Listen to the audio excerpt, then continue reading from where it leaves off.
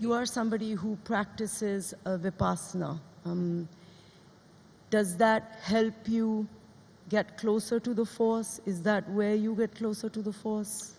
I practice Vipassana meditation to see reality more clearly, to be able to see what is reality, what is really happening right here, right now. I'm not doing it as any kind of religious exercise to get in touch with this force or that force, with this story or that story.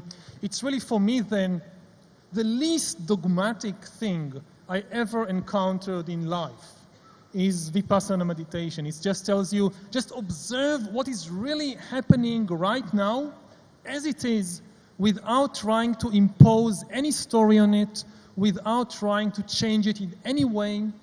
I mean, I remember the first time I went to a course, and the first instruction I got from the teacher was observe your breath. Not observe God, not observe the soul, just observe your breath coming in and out of your nostrils, and just accept the breath, whatever it is. If it is strong, if it's weak, if it comes from this nostril or that nostril, it doesn't matter. Just observe the reality as it is. And what amazed me was that I couldn't do it for more than 10 seconds. Immediately the mind ran away to some story, some fantasy, some memory. If I can't observe the reality of my own breath for 10 seconds, how can I hope to observe the reality of the global political system or of the global economic system?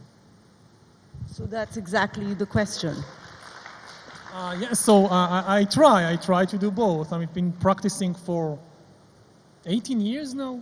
Wow. And it's been very helpful. I don't think more than 10 seconds now. More than 10 seconds, I try. So how Sometimes I succeed. This year I went to a 60 days course here in India.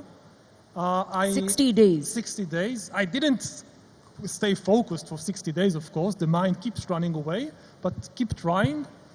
And I don't think I could have written any of my books without the help of the focus and the discipline and the clarity that this kind of meditation gives. So when you're deep in meditation, I'm dying to ask this question, and we have quite a lot of people from Bollywood here today, so they've obviously seen some of these films. Does everything start looking like in algorithms and codes, like in Matrix? No. When he evolves. You have a pain in the stomach and your knee hurts, then the mind runs away to some memory that, I should have said this, I should have said that. And this is how you get to know yourself. I think many people make a mistake about meditation, that they think meditation is a tool to get all kinds of special experiences. Mm-hmm. Like I go to an amusement park, and this is another kind of amusement park. I'll use meditation to have all kinds of special experiences. And actually, I think the most important benefit of meditation is to get to know the most ordinary, daily, natural patterns of your mind and of your body. To get to know your anger, your pain, your joy, your boredom, because this is what you have to deal with in life.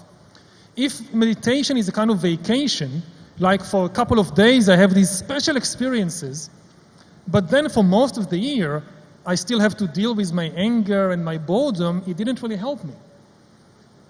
Is this the purpose of life? Is this the purpose of life? As you see it. Well, I think that the key to a good life is to be able to observe reality as it is. To really what is the truth about myself and about the world, without running away to all kinds of fantasies and stories and fictions.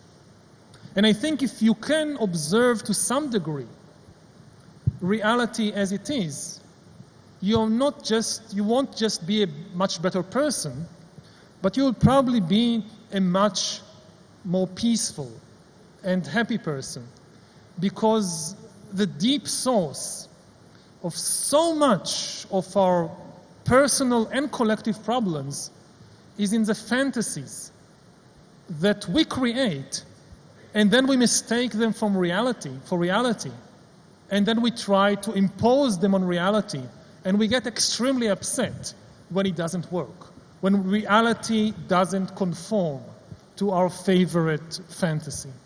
But it's also part of the paradox, because what you're saying is sit quietly in meditation, go in, and then we have all this technology constantly calling out to us. I mean, everyone here, I'm sure, would agree with me that if your phone is away from you for 5 minutes, you're like, where's my phone? Where's my phone? Where's my phone? You're checking your phone at least 80 times a day. Exactly. So observe that. I mean, what's happening to you when you're away from your phone? What's happening in your body? You will see that there are a lot of unpleasant sensations in your body at the time. What's happening in your mind? This is how you get to know yourself.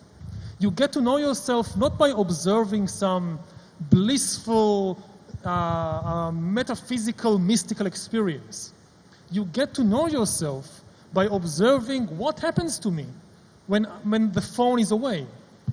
And once you witness how much misery I am inflicting on myself by my own habits, this can help you in changing these harmful habits.